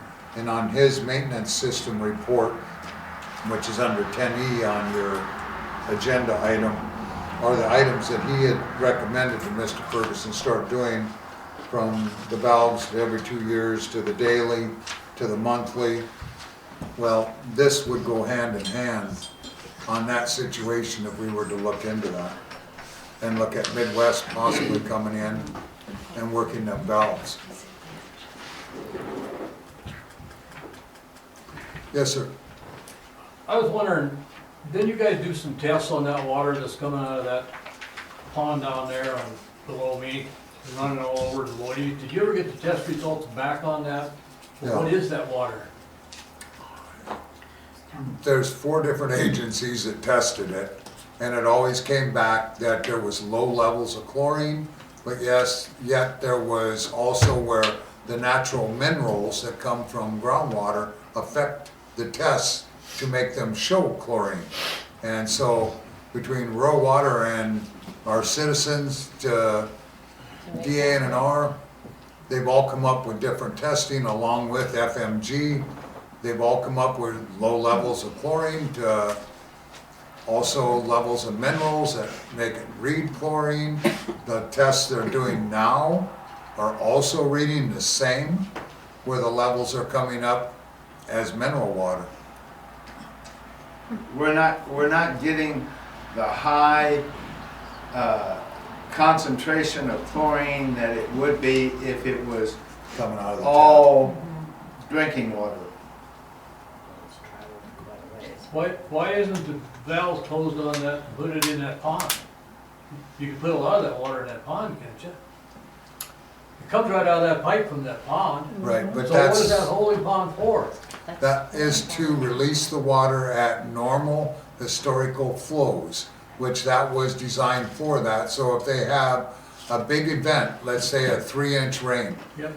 that will run into that pond and stage in that pond and then be released as it is right now at a metered rate of that culvert size that's allowing the water to flow that's going through there now. So that is what it is designed to do, and that's what our engineer fully went through everything that FMG and the school did, and everything is designed as what it's supposed to do. It's just the water, finding where that source has come from is we're still looking into. It's been 14 days now since the leak's been fixed and that water rate has not changed. So we only can wait for a month and then see what transpires from there. If that does not slow down, then we still have a mineral groundwater problem. But we won't know that. You know, there's just situations in that we're discussing. Yes, Connie? I just remember being at a meeting, and I'm sure I've got it on a recording, that they said, Leah herself had said that that retention pond is built backwards. That it's like a stair step. It goes into the pond and then it immediately dumps out of the next one. Like, the one that goes out should be higher than the one coming in to retain the water, and then it slowly dribbles out the top one. And that's what it's doing. Because There's only Leah, one pond. But there's two culverts coming out. There's one for the high level, when the water gets up to that level with the big cement high level ring in it. And there's your low level, which is the one with the lower level flows that are coming into it now directly go out. yeah, because Leah. That's the way it's designed. Leah got with FMG and they reviewed the Complete plan. design criteria and all, and it is built as it was designed and to function as it is designed to do. Yeah, so it is doing what it should be doing. Yes, But ma'am. how come it never, last year, it didn't do that at all? I mean, there was never any It water did. in that field like it was now. It did, It did? yeah, all summer. We, It just absorbed it. Now the field is so saturated that it's runoff now. Oh. Yes, sir, one Well, more I would question. think- I would think maybe somebody should be doing a little more research there, Dan, because I'm hearing rumors of a lawsuit from Lloyd. Have you heard that? We've been working with him closely. I know, but what, just clear down to his house? It's a matter where I monitor it daily, Bill, I know, I and see it's that. not, That's what I'm saying though, but how But you we've gonna got- handle, how you gonna handle the situation? we've You got got a federal situation- agencies, state agencies, we've got every professional engineer. We have no other departments we can go to, Bill. We're doing everything we can, trust me. That's why Mr. Ferguson made the note today that we had South Dakota Rural Water here again today. They seem to make a weekly stop here, along with DA&R. They make a stop here also, communications weekly. We're trying, you know, we have found where the issues were on our tower. And we were hoping in 14 days that water would slow down, and it's not. So if it don't, after a month, then we're gonna have to go different directions. We know where the infiltration's coming in by the school and where it's coming through. But there's no rhyme or reason with the drainage system they have designed and built around that school. We don't know how much water is retained up there, because when they built that school addition, they did a 10-foot wide by the whole length of the school bed of rock that is 16 foot tall of clean rock. Has everybody seen them dumping that rock in as they were doing that to keep the pressure off the walls of that school? We don't know if that's retaining that water, and we're working closely with the school. There's no blame to anybody. There's no situations that we're all working together to try to figure this thing out. It's a mystery. I mean, between Mr. Ferguson, Rural Water, the feds with Nick, it's with water associations, and I think what Bill's getting at is, what are we planning to do to eliminate the water going down into Nichols? And again, we've got to figure out where the source is and all, and then figure out what we can do to divert it and get it into Battle Creek. If it is, you know, spring water that we can get into Battle Creek, we'll look at trying to reroute it and get it to there. But, I mean, we're doing step by step, and all the federal, all the state agencies and all are with us, and we're trying to do it right, and until we can figure it out, we're not gonna jump in and just dig a big ditch and get it to the creek and then contaminate the creek all the way down. So we're doing our study, we're doing due process to get it done, and we will get it done as quick as we can. We're working with Lloyd on a daily basis, you know, trying to help him, and but we're not gonna just jump in with both feet and do it wrong. Why can't you put it in that retention pond and then let it out a little less than what is going in there?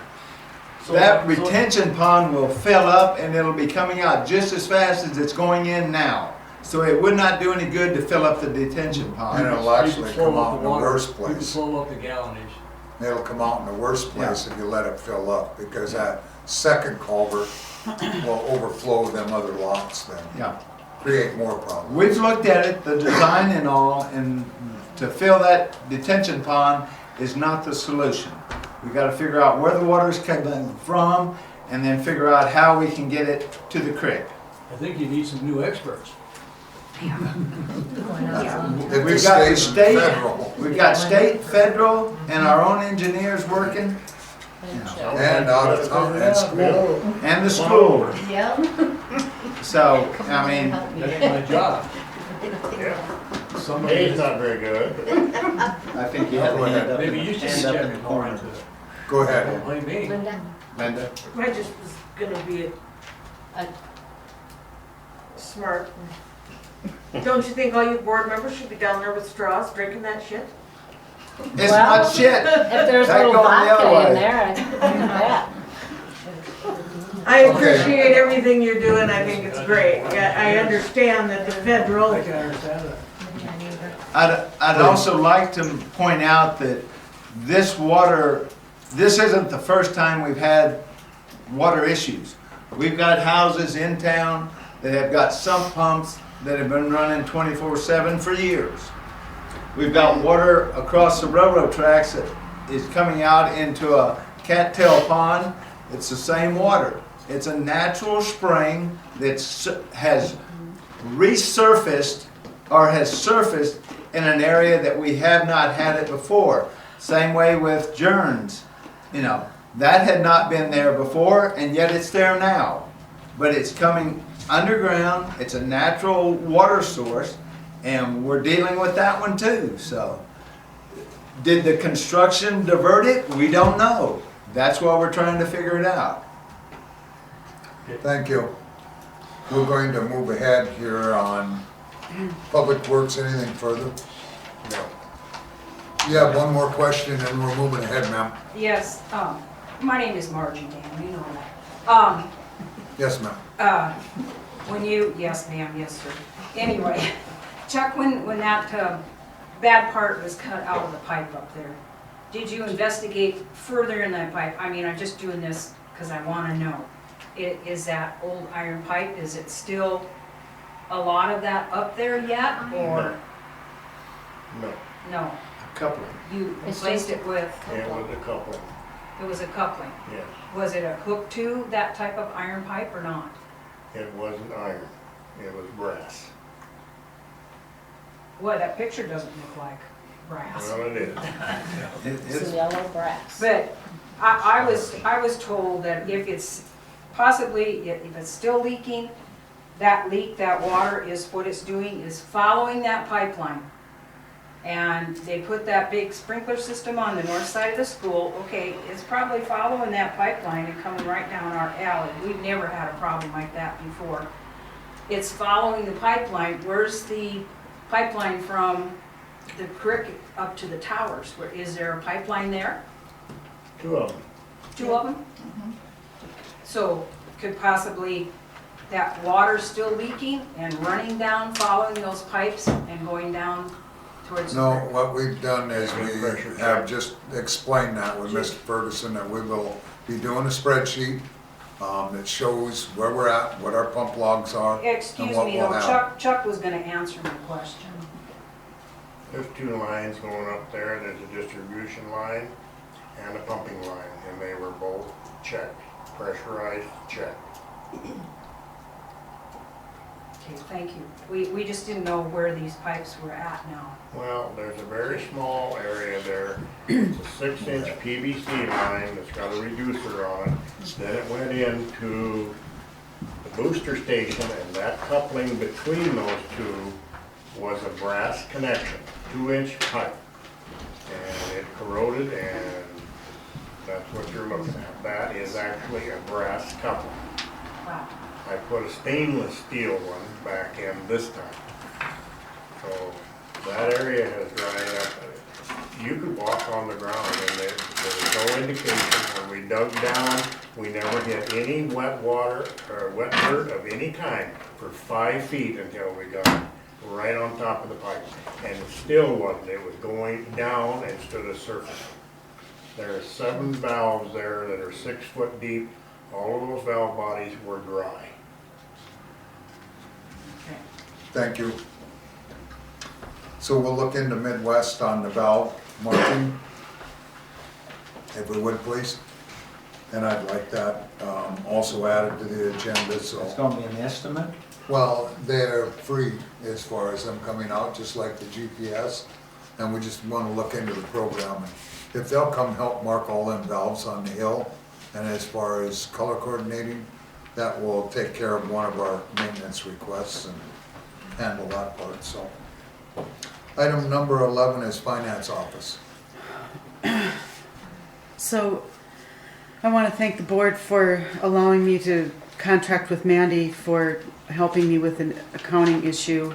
She'll be finished now, so I'll get back on track on sending in or bringing in the financial reports in each of the board meeting agenda packets. So I had a little bit of an issue that I needed help with, and thank you for that. I appreciate that. Just a reminder that on March 21st, we have the equalization tax appeals meeting that starts at 6. And following that meeting, we're going to have a special session to choose a replacement for Bernie Fluke. We've asked for letters of interest to be brought in by noon on this coming Friday, and we'll choose that on Monday night after the equalization meeting. The radios that were for the law enforcement, Doobie at Rushmore Communications said they were shipped. They were shipped on February 28th, and he's still trying to find out where they're at. One last thing, this is minor, but I have got to register everybody by tomorrow morning for the District 9 annual meeting, and I wanted to make sure before I RSVP, because it's $26 per person if everybody's still planning to attend, and if spouses are attending. Well, That's in Underwood. New Underwood on March 30th. Who else attending so far? I figured on it. Bob? I've got it on my schedule to attend. What are they cooking? They don't say. Last time they had steak. Oh, well, okay then. They did. I was A $26 steak. Yeah, no, maybe they won't have steak anymore. Could I let you know in the morning? Right away. I will. Okay. 8:02. And then if spouses are attending, I need to know that as well. I'll be single. Okay. Bob? Single. Okay. Or a double? Vicky? You'll let me know tomorrow? Yep. Okay. First thing in the morning. You're not going, Terry? Well, yeah, but I don't have a date. Well, So, then, we got a threesome. Foursome. Okay. We'll have a foursome. Vicky's coming. Vicky's Not going. yet. I haven't said yet. Okay. Let you know in the morning. That's it. Thank you. I'm glad Mandy got it taken care of, and you say as of today or of this week she got. Yeah, she'll be done. She's done. Good, good, good. And what did she find? I mean, Later, I can't later. even explain it. It was Good a look on really your odd face. thing with the deposit that I did that I can't even explain it. So will it But- kind of be, you'll make a little report on it? That'd be easier. Just Oh, do a yeah, report on okay. it. That way we all know and Okay. where it was Are you interpreted. To that? Yeah. I don't know for sure. I'll report on it next week. Okay. All right, anything else for finance officer from the No. board? All right, we'll move ahead to item 12, old business. We have the annexation Gumbo Lily Fairgrounds Place. You've seen the listing of what we have for dates on that when we'll go to P and Z, and what we had listed into it. Town sign pending. I did talk to Zocker a little bit when he was here on the guardrail, trying to see if we could see any alterations to be able to do that sign. Even though it was right away and right away that was accepted when the Highway 40 project was done. We had talked about going across the street onto the school. Right, and that was my next question. Do we want to go and approach the school board and see if they would allow us to put it over on that corner instead? I would be agreeable to that. I mean, it So would we be can- more visible actually on that corner if it can fit in with everything else that's on that corner. And that'll give us an idea what else they're going to be putting on that corner Mhm. themselves, Yes. if they're already going to be occupying or not. As you look up at the top of where we would have to be with our limits, you never see it. So we'll ask for that to be put onto their agenda to discuss, if they would please, Okay, if there's any possibilities. okay. Item C, I need a motion to remove from here. Make that motion. Second? Hendrickson makes the motion, King seconds it. All in favor say aye. Aye. Opposed, same sign, motion carried. Item D is a pending.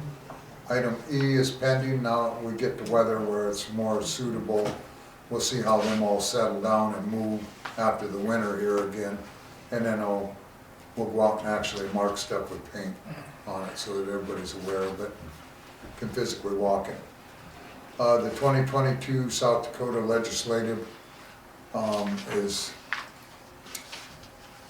still a pending situation. If you reviewed this Senate Bill 62, in its description, it does say under Section 3, Item 1, that eligible applicants will receive a minimum of 30% grant award with no limitations, subject to limitations, I'm sorry. Systems and municipalities with service populations up to 1,000 may receive 80% grant on that situation. So we would qualify in that 80% grant of that $600 million that's been associated to the DA and an R program. So the big thing about that aspect of it on the grant limitation is $9,000 per person, per applicant for each eligible project considered for the grants. So when you go over to the next section on Section 3, on the next page, the grant limitation in the subdivision in this section may be exceeded by up to an additional 5% if the board determines that an applicant currently has an average per month users rate or an average per month users rate upon project completion that are higher than the following applicable user rate targets. So that would mean $50 for 5,000 gallons for water or sewer or for municipal is where they're looking at. Now, if we get into the grant process, we will be close to that situation then. So, under it, it then also addresses regionalization. And that is a difficult situation in that part of the process that they put into that paperwork. And we've well researched that, and that'll be a discussion that we will have at that April meeting with them, and our reasoning of why regionalization wasn't an option for our area. So, as far as the board has the discretion to not fund lake dredging projects that deter cost-effective regionalization. So they point pretty heavily towards regionalization is where they're trying to head with communities now. And in their last Section 7, it does state, whereas this act is necessary for support of the state government and its existing public institutions. And then they listed as to make this language work for the $600 million.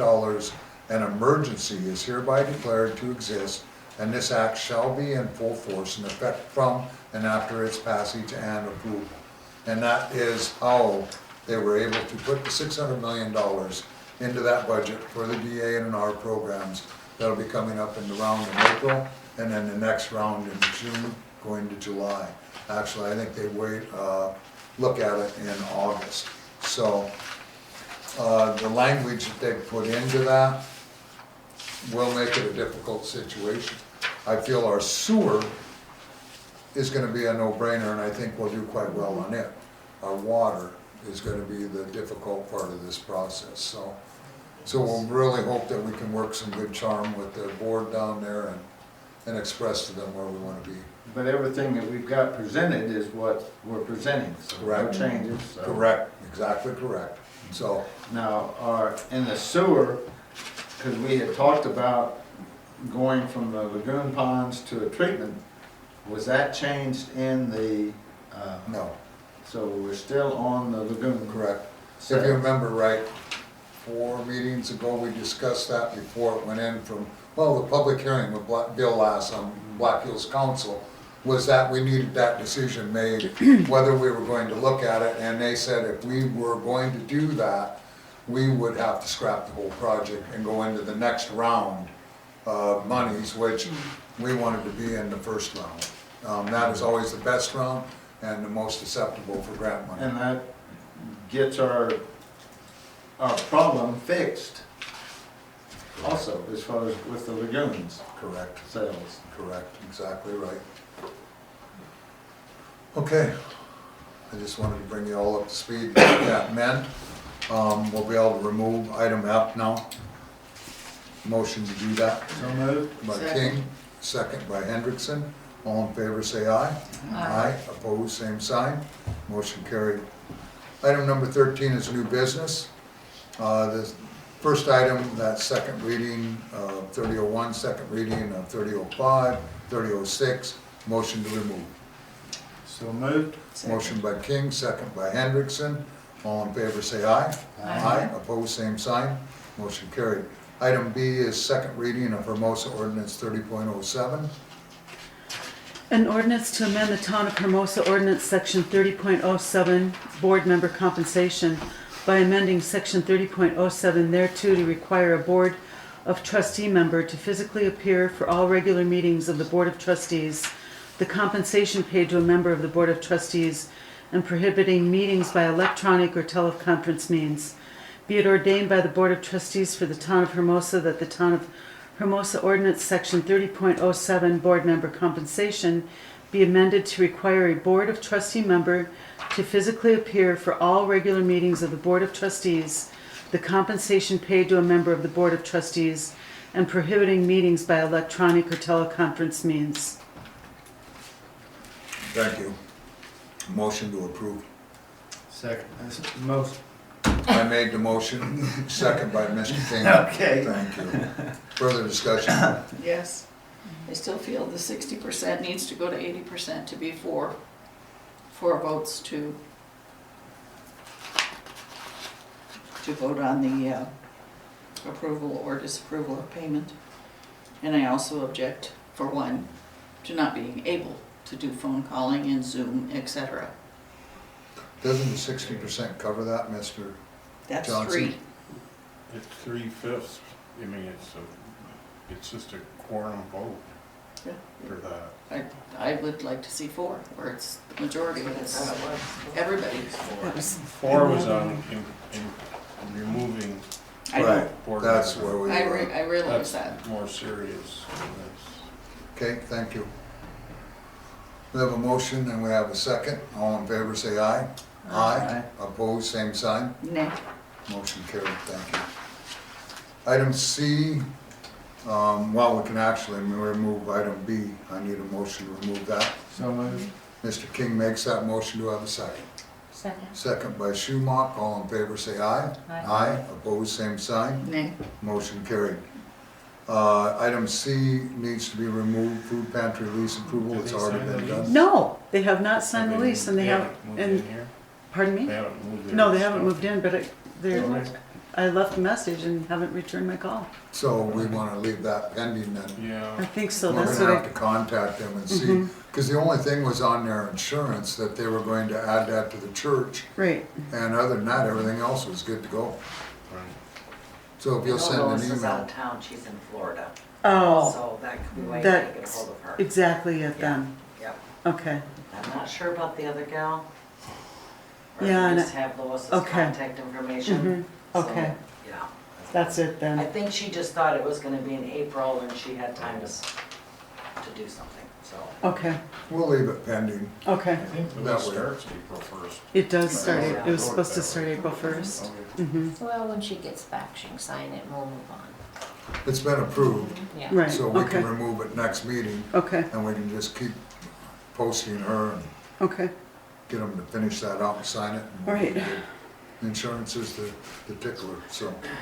Item D, I need a motion to remove that. So I'll moved. make that second. Mr. King makes the motion, second by Hendrickson.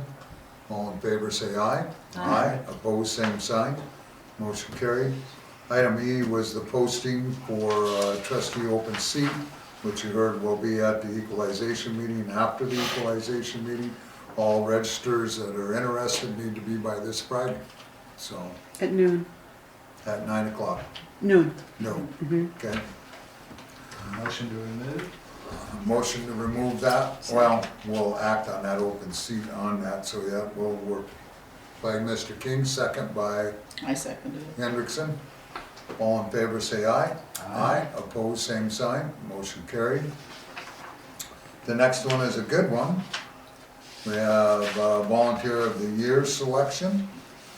It's, I think, pretty well-known person that everybody knows in the room here. He's been selected previously. I will read that letter. It is with firsthand knowledge of Bob's support of this community. Is there anyone else being No. nominated? No. So please take the hat and the I was gonna respect of I was where we're gonna at. remove myself if there was anybody else being No, sir. considered. No. 'Cause, So, of support of this community and its residents, that I offer this nomination. Bob is one of a body of people elected to manage the affairs of the town. Part of his success is his keen ability to think through the best way to do things. The other part is his ability to build the trust and confidence amongst the other board members, professional staff, and the community. He works hard to meet local needs, improv. He, yeah, I see it carries over. Quality of life, community well-being, Bob goes above and beyond our expectations to support our town and our community. He is a leader in our local nonprofits. He is always giving back to the community and helps us to do as well. He actively supports the American Legion, the Senior Center, Hermosa Neighborhood Watch, and any citizen asking for help whenever he is able. Bob single-handedly dismantled playground equipment from the school so it could be saved for the future park. Bob works hard for the American Legion Post 303, selling raffle tickets, making flyers for their events, and volunteering to help make those events a success. He has been on the Hermosa Neighborhood Watch Scholarship Committee since it began in 2010. He has actively helped with bike rodeos and kids' safety fairs, and he is always there for the cleanup duty. Simply put, we don't know what we would do without him. He is always ready to pitch in and help any organization when volunteers are needed. In the 10 years since first receiving this award, Bob has never slowed down or quit giving. And I agree.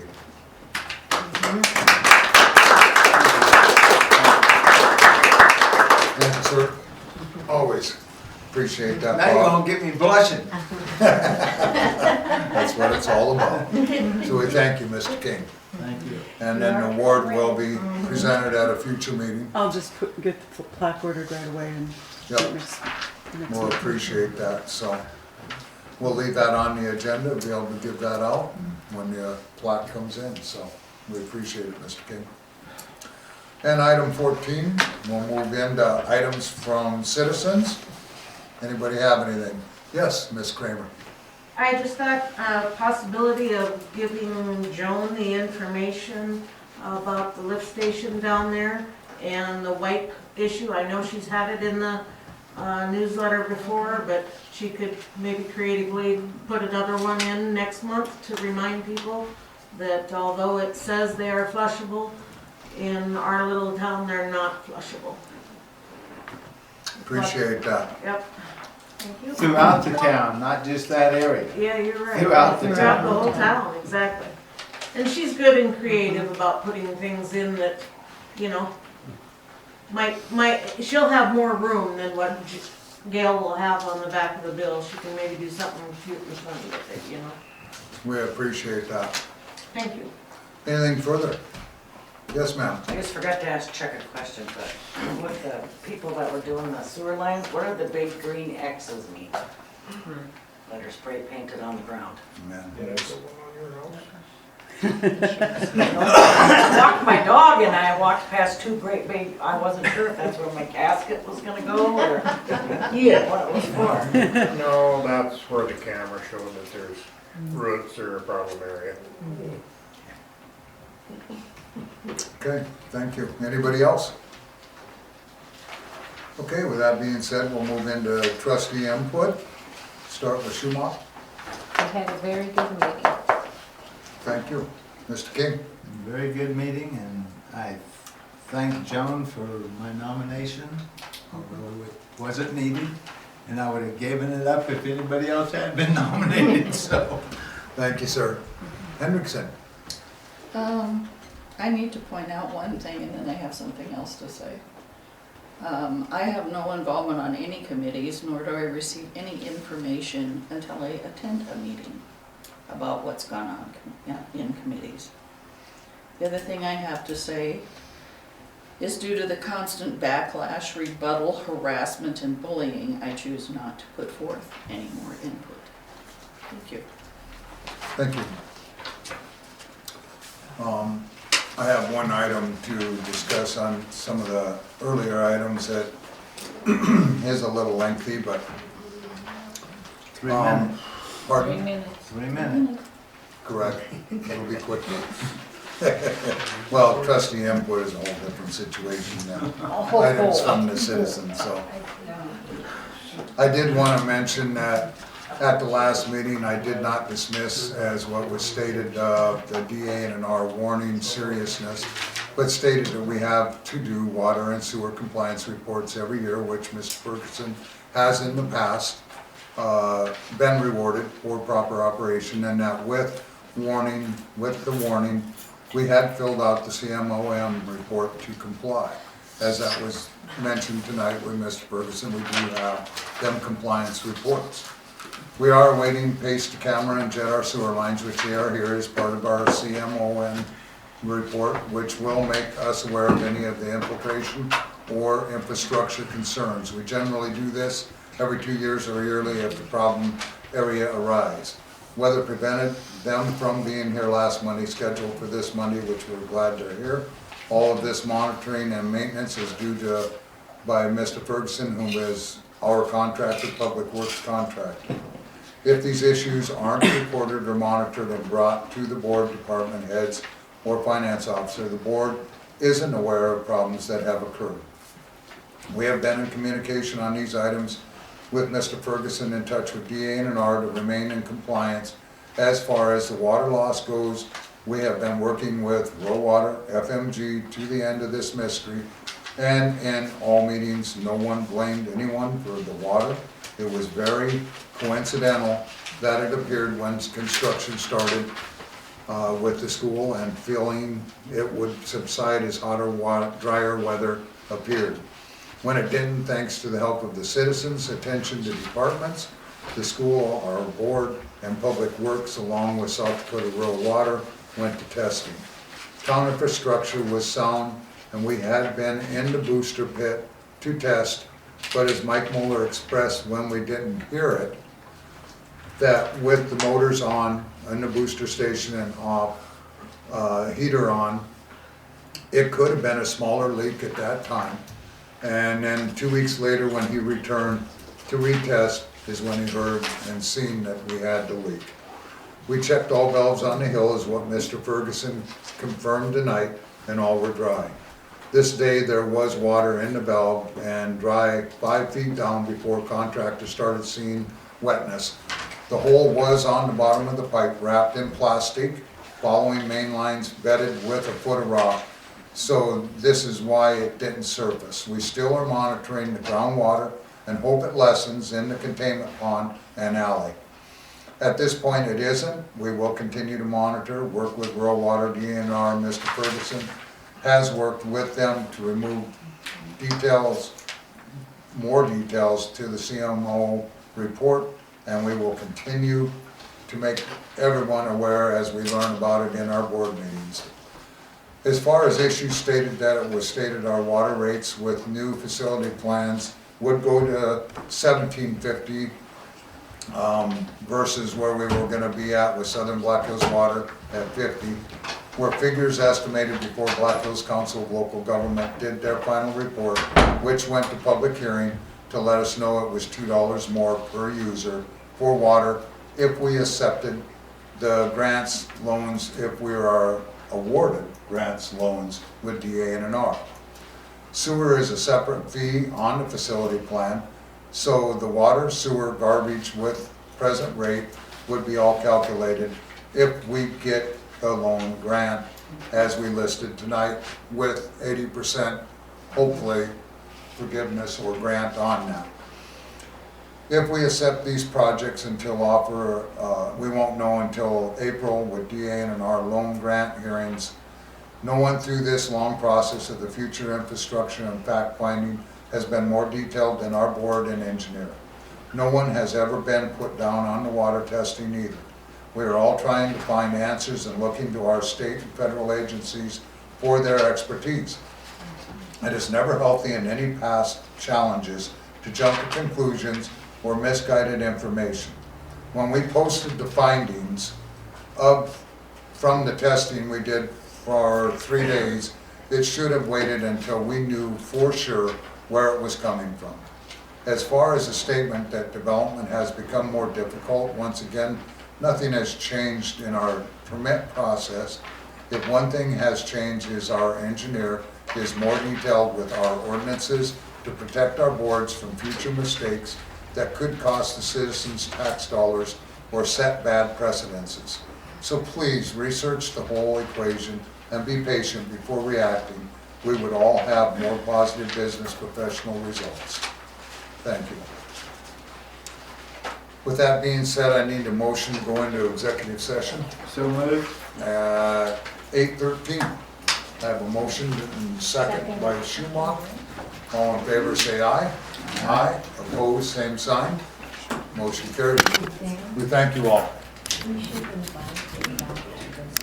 And we do have one section. We have a new member here that's running for the county commissioners tonight. And while everybody's here, I'd like you to introduce yourself. My name's Nick Benton. I'm from Custer, but I'm hoping we can kind of keep the parts from dividing us anymore. So that's We like that. my initiatives for being on the committee.